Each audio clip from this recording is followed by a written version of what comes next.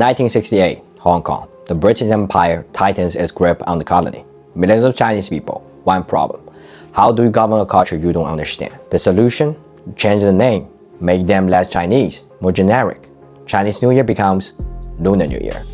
That's right. The term you hear today, it didn't come from inclusivity. It came from colonialism, from an empire that wanted to separate people from their roots. And guess what? It worked. Today, millions of people generally believe Lunar New Year is the correct term. They have no idea they were using language shaped by the British bureaucrats 60 years ago. Here's the irony. The countries and regions that went through that colonial experience, China, Korea, Vietnam, all across East Asia, we are the ones now fighting each other over this name. We are the one falling into the trap. We're the one letting the past divide us in the present. And honestly, that's kind of sad. Because if colonialism taught us anything, it's this. Division is a weapon, unity is a shield. Now look at this year's Chun Wan, the Spring Festival Gala. You see Chinese culture, yes, but you also see John Legend. I give you all of me. Westlife.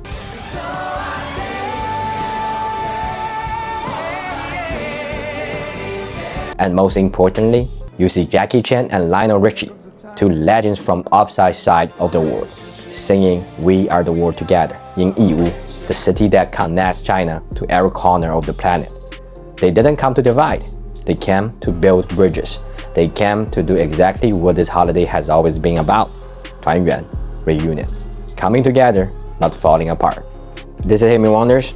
Some of you might know me from TikTok, where I used to live stream. But after almost 2 years of streaming, I realized something. If I really want to introduce Chinese culture the right way, I need more than just quick chats.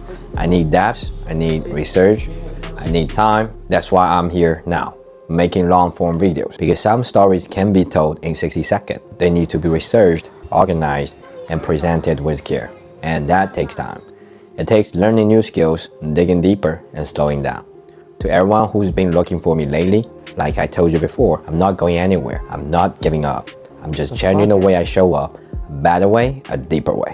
So please don't worry about me, I'm fine. I'm just taking the time I need to get better. Because everything I do, every video, every story is for one purpose, to bring you content that worth watching.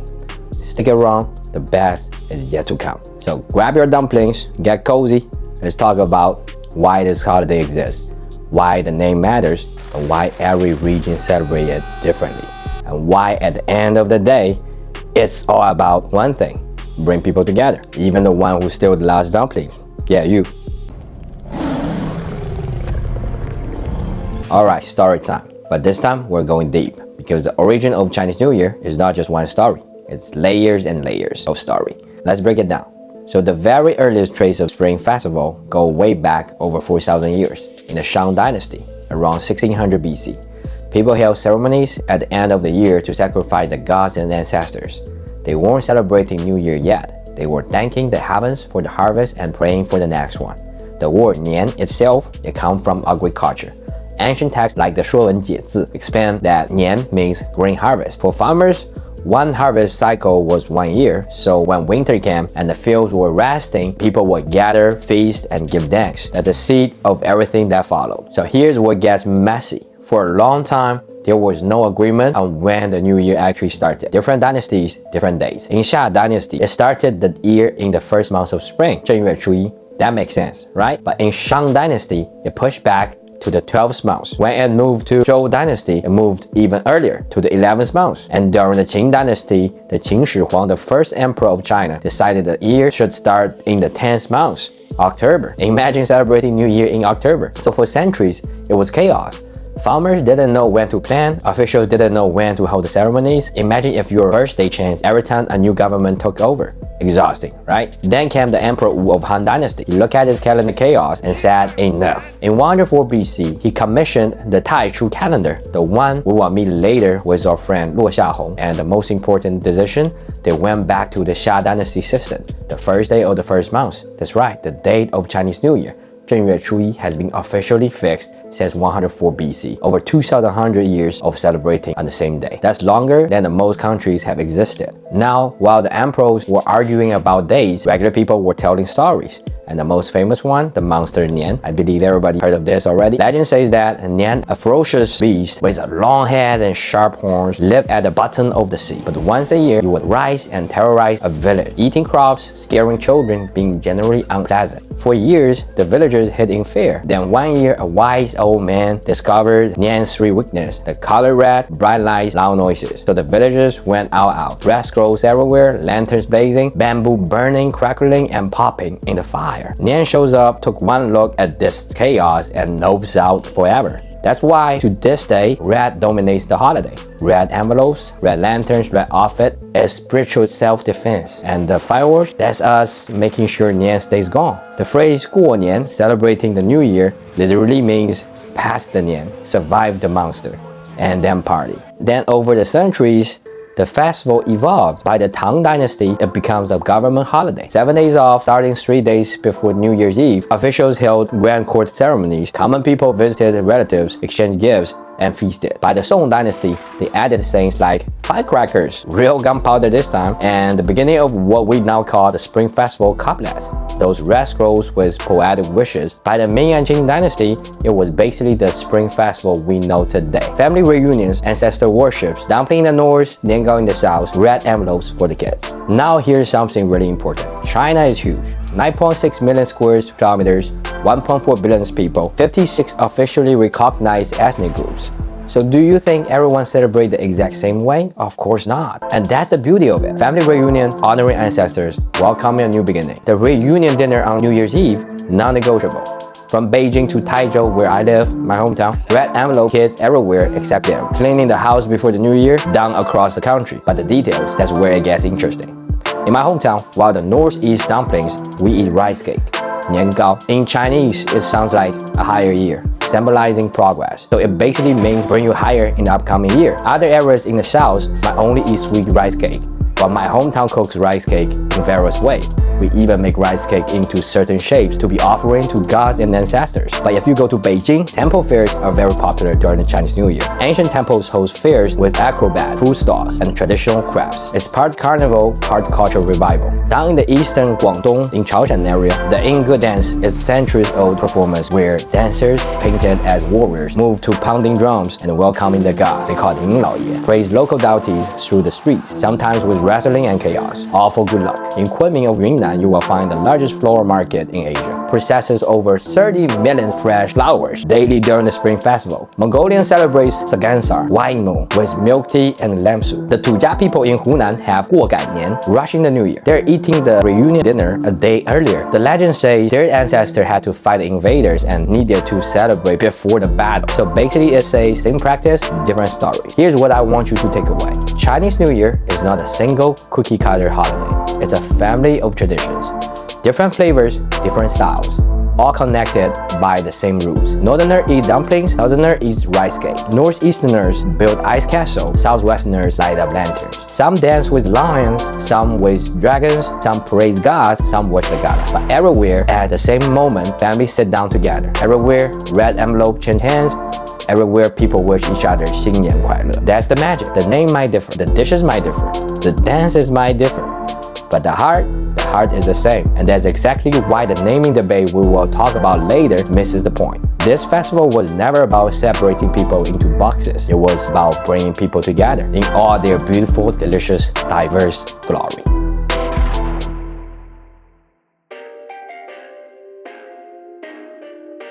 Okay, so here's where it gets nerdy, but I promise, it's cool nerd. So you know how Christmas is always December 25th? Your birthday is the same date every year. Chinese New Year, no, it moves.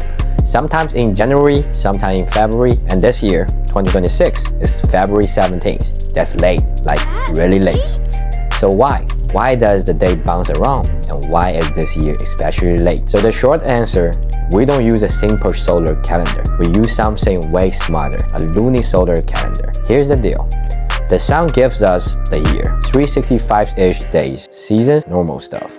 The moon gives us months, 12 circles of the month, about 354 days. See the problem? There's an 11 days gap. Every year, a purely lunar calendar will start 11 days earlier. After a few years, Spring Festival will be in summer. That's awkward. So ancient Chinese astronomers said, what if we do both? They created a system that tracks the sun and the moon. And every few years, they add an extra leap month to sync everything up. This is why the day moves. It all depends on where the moon is and when the next leap month happens. And this is where we meet our new favorite historical crush, 落下红. If there's one man can thank for this whole system for knowing when to celebrate, it's him. Picture this. It's 104 BC. Emperor Wu of Han Dynasty is in charge. He looked at the current calendar and goes, "This is a mess. Farmers don't know when to plant. This is bad for the economy. Fix it." So he holds a competition. Yes, a calendar competition. 20 of smartest astronomers show up. And the winner, a guy from Sichuan named 落下红. Not a royal scholar, just a regular dude who really loved the stars. His system, the Taichu calendar, was so good it beat out of 17 other proposals, including one from the famous historian Sima Qian. So what did he actually do? 1. He decided that the New Year started with new moon closest to the beginning of spring. So we literally call it Spring Festival because it welcomes spring. 2. He officially included the 24 solar terms, purely solar markers that tell farmers when to plant and harvest. So the moon sets the days, but the sun runs the farm. 3. He figured out the leap month system. If the month doesn't have a solar term at the leap month, keep things balanced. This guy was a genius. He built the first armillary sphere, a 3D model of the universe, to observe the stars. He invented math that Europeans wouldn't discover for another 1600 years. And get this, after he won, the emperor offered him a big fancy job in the capital. And he said, thanks but no thanks. He went back to his hometown in Sichuan, built a small observatory, and just watched the stars for the rest of his life. In 2004, an asteroid was named after him. So yeah, he's literally in the sky now. And now, here is where it gets really interesting, and where the Lunar New Year name falls apart. There's a calendar that is purely lunar. It's called Islamic calendar or Hijri calendar. The Islamic calendar has 12 months. Each start with the new moon. A year is about 354 days. And here's the key. It has no leap months, no adjustment to match the sun. What does that mean? Islamic holidays drift through the season. Ramadan might be in summer one year, winter a decade later. Over about 32 to 33 years, Islamic months cycle through all 4 seasons. That's a pure lunar calendar. Chinese New Year does not do that. It's always in late January or February, at the end of the winter, beginning of the spring. Never in July, never in October. Why? Because it's lunisolar.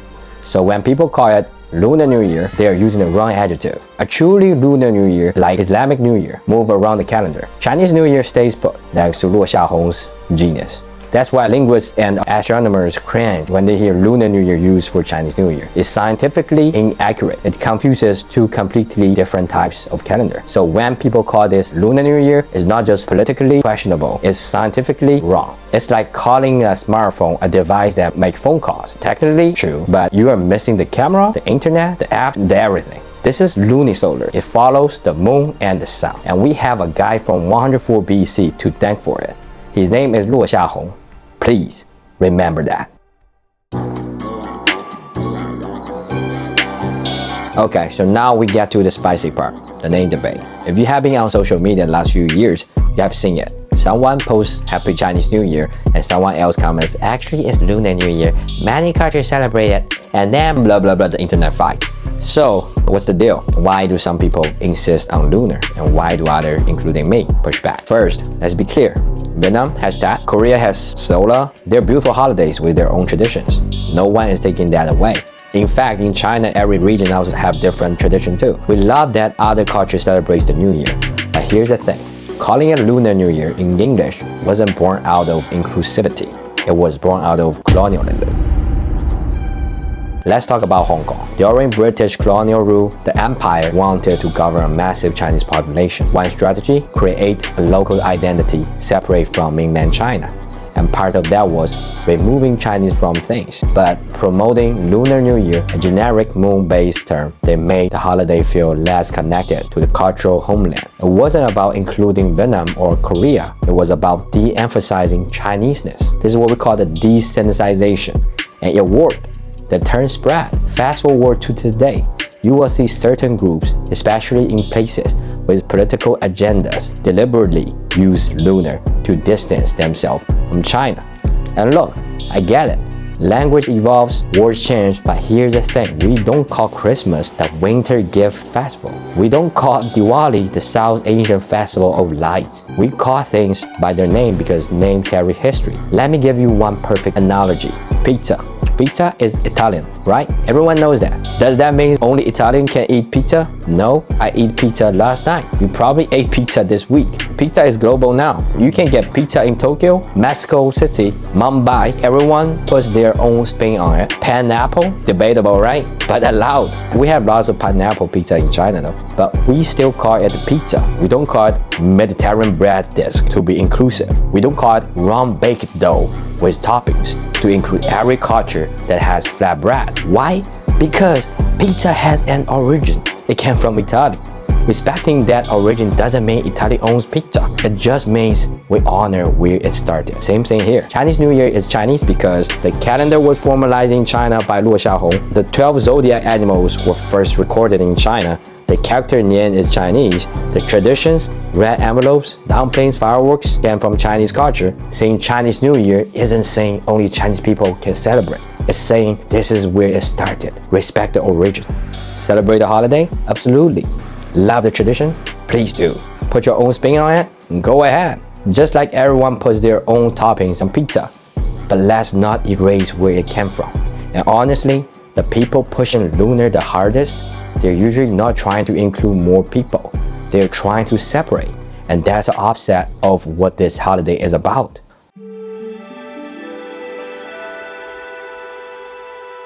Okay, let's take a break from politics and talk about good stuff. The heart, the soul, the reason we do all of this. In Chinese, there's a word, 团圆. It means reunion, but it means more than that. It means coming together as a whole, like a pieces of a puzzle finally fitting. And there's a thing. This isn't just one dinner. This is the whole season. A 15-day marathon of eating, visiting, arguing, laughing, and somehow gaining 5 pounds before the February ends. There's a saying, 家和万事兴. That means if the family is united, everything will prosper. And honestly, in today's world, where everyone's busy on their phone, stressed, these 15 days matter. You sit down, you eat, you argue about who ate the last dumpling, you laugh, you watch the gala and make fun of the kids together. It's not about the food, though the food is amazing. It's not about fireworks, though they're pretty. It's about being together. And that's the irony of the naming debate. The people trying to remove Chinese from the name, they're focused on the separation. But the holiday itself is about exact opposite. It's about bringing everyone to the same table for 15 days straight. Whether you call it Chinese New Year, Lunar New Year, the message is the same. Come home, be together, stay united.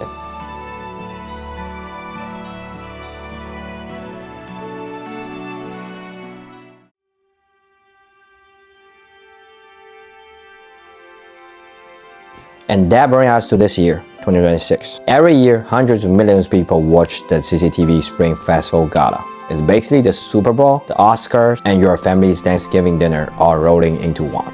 There are dances, skits, magic acts, and sometimes moments that give you chills. This year, they did something special. In Yiwu, Zhejiang, the world's factory, a city that trades with over 200 countries, they set up a stage. And on the stage stood Jackie Chan, the global icon, my legend, the guy who's been falling off buildings for 50 years so we don't have to. And join him via video link, Lionel Richie. Together, they sung We Are the World.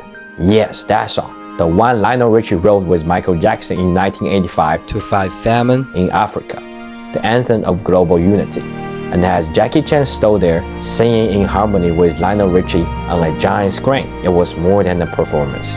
It was a message. Think about when that song was written.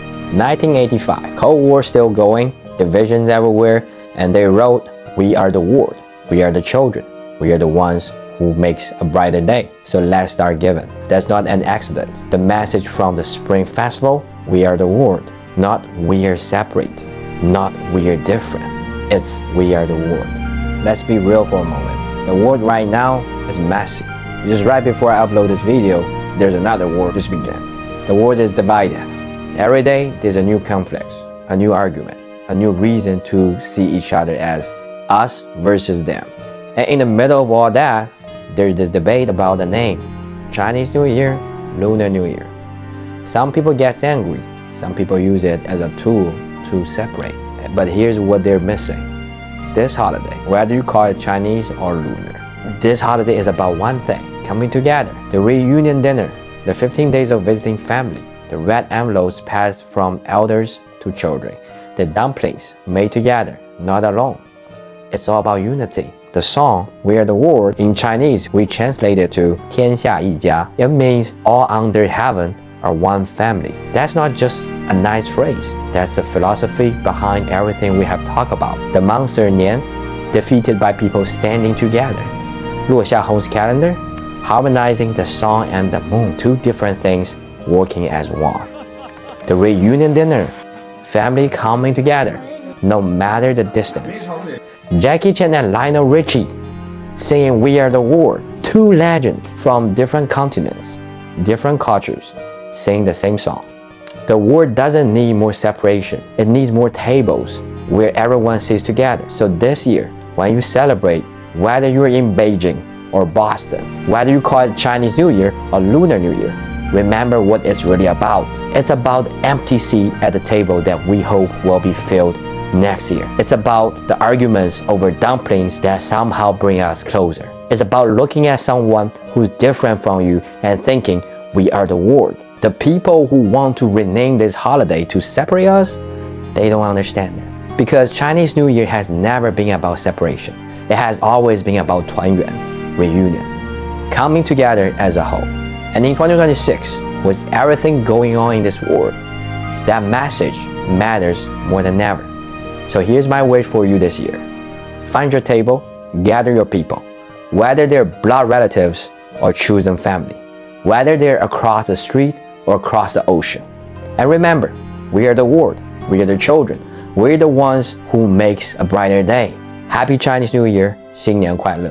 May your family united, may your heart be open, and may the world, this whole beautiful, messy world, find a way to come together. Happy Chinese New Year.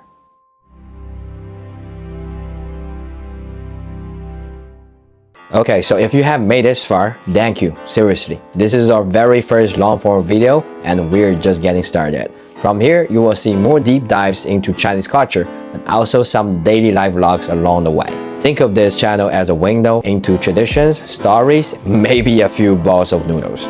So if there's something specific you want to see, drop it in the comments or join our Discord. The link is down below. Your suggestions, your feedback, they actually matter here. So don't be shy. Find me at Hemi Wonders on all platforms and let's grow together. Let's learn together and let's start this new year strong. Peace.